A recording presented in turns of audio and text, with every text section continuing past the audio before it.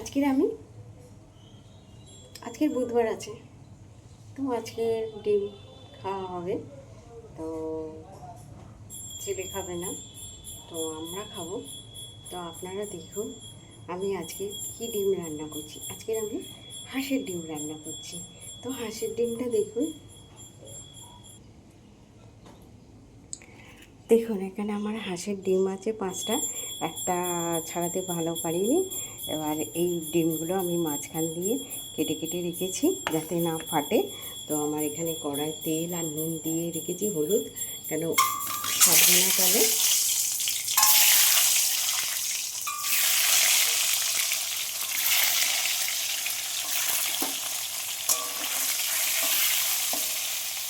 এগুলো হচ্ছে হাঁসের ডিম, আমাদের গ্রাম থেকে নিয়ে এসে দিয়েছে হাঁসের ডিমগুলো।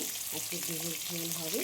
তো এখানে আমি পেঁয়াজ কেটে রেখেছি, টমেটো কেটে রেখেছি, আলু কেটে রেখেছি, আর এখানে আমার আদা রসুন পেস্ট করে রেখেছি, কেটে রেখেছি। পেস্ট মানে ওই কাঁচার দিয়ে কেটেছি। আর যা দেওয়া হয় ধনিয়া গুঁড়ো, জিরে গুঁড়ো,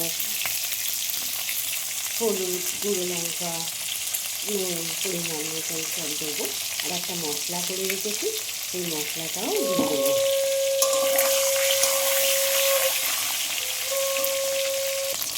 দেখুন আমার এখানে ডিম ভাজা হয়ে গেছে, আমি এবার এইটা কড়ার থেকে তুলে নেবো।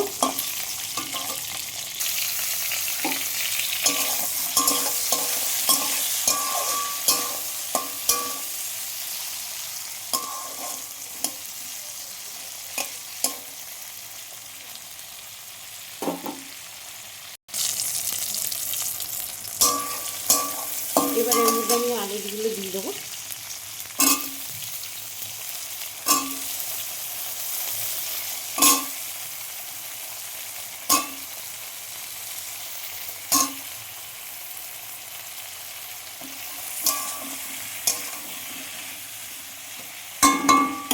দিয়ে আমি আদা রসুনের পেস্টটা দেবো।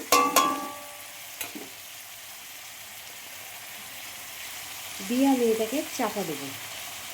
আমি চাপা দিয়ে দিলাম, 10 মিনিট বাদে খুলবো, ওটা সিদ্ধ হয়ে যাবে।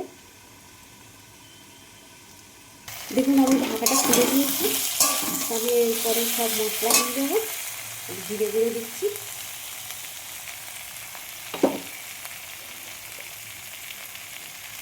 হলুদ, লঙ্কা আর ধনিয়া গুঁড়ো।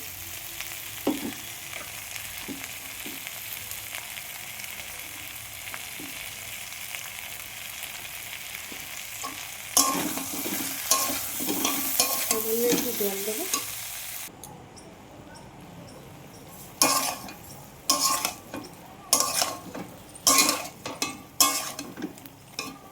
আমি যে আদাটা আলুর সাথে দিয়েছিলাম, দিয়ে চাপা দিয়েছিলাম, ওতেই আদা রসুনের স্মেলটা চলে যাবে।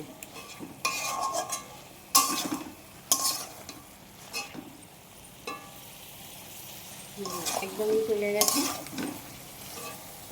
আমি যে ঝোলটা করবো তখন আমি একটা মশলা তৈরি করে এর মধ্যে দিয়ে দেবো। ধনিয়া, জিরে আর শুকনো লঙ্কা ওটাকে ভেজে পেস্ট করে এই ঝোলটাতে দিয়ে দেবো।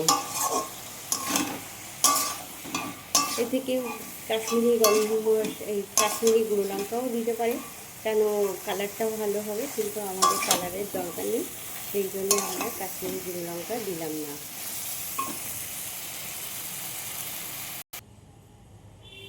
দেখুন আমার কষা হয়ে গেছে, আমি এতে জল দিয়ে দিয়েছি। জলটা একটু বেশি পড়ে গেছে, নুনও পরিমাণ মতন দিয়ে দিয়েছি। আমি একটু চাপা দিয়ে দিচ্ছি।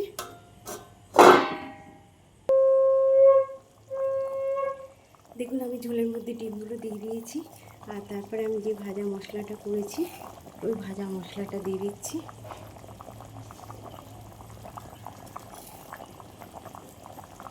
আর আমি একটু গরম মশলা দিয়ে দেবো। যে ভাজা মশলাটা করেছি ওটা দিয়ে দিলাম। এবার আমার তো এদিকে দেখি আলু সিদ্ধ হয়েছে কি, তো আলু সিদ্ধ হয়ে গেছে। আমি এতে একটু গরম মশলা দিয়ে দেবো, দিয়ে নামাবো। দেখুন আমি এতে একটু গরম মশলা দিয়ে দিচ্ছি।